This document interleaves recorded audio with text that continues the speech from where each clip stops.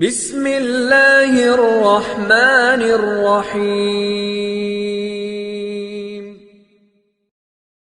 سلیمان بن عبدالملک داغی ورور دی هشام بن عبدالملک بن مروان دی په یو موقع باندې بیت الله شریف ته د حج د پاره تلو. نو د حج په دوران کې د طواف کوو نو د نظر په یو متقی او په یو عالم دین سالم بن عبد الله ابن عمر رضی الله تعالی عنہ باندې نظر ولګیدو. نو دی سالم بن عبد الله ابن عمر رضی الله تعالی عنہ سره په د لاس کې پیزار ور سره دی او اغم د خانه کعبه نه طواف کوي. نو دی خلیفہ هشام بن عبدالملک بن مروان ورته ویل سلنی حاجتن کستا سه حاجت زمانه او غواړه د زستاسو ضرورت پوره کوم او تاسو حاجت پوره کوم. نو سالم بن عبد الله ابن عمر رضی الله تعالی عنہ ورته فرمایل مال د الله نه شرم راځي چې زه د هغه په کور کې یم او زه د بل چا نه سوال کوم او زه د بل چا نه حاجت وغواړم، مال په دې خبره باندې شرم راځي. خلیفہ هشام چې کله دا خبره واورېده نو هغه د مخ رنگ بدل شو.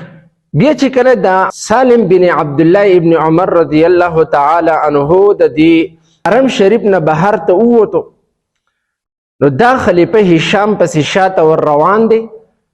پلار کې ورته مخې ته راغی، ورته وویل چې الان قد خرجت من بیت الله، وس خو ته د الله د کور نه ووتلې، د حرم شریف نه ووتلې، فسل حاجتن وس چې څه حاجت دي څه ضرورت دي نو ووایې چې زه ستا حاجت او ضرورت پوره کړم، ستا بنده حاضر دی.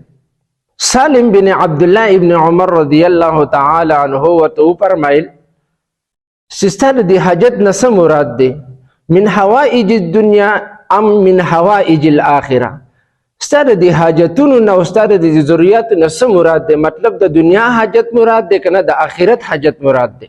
خلیفہ هشام ورته فرمایل چې د دنیا حاجت درته ویم، د دنیا چې څومره حاجتونه دي هغه راته وایي هغه به دله پوره کړم، او د آخرت حاجت اختیار خو زه نه لرم، هغه زما په کنټرول کې نه دي.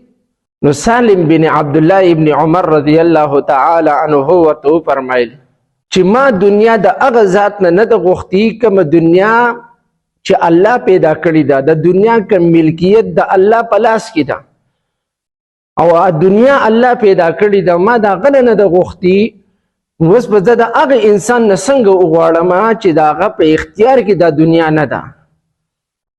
کله چې سالم دا خبره وکړه نو خلیفہ هشام بالکل خاموش شو.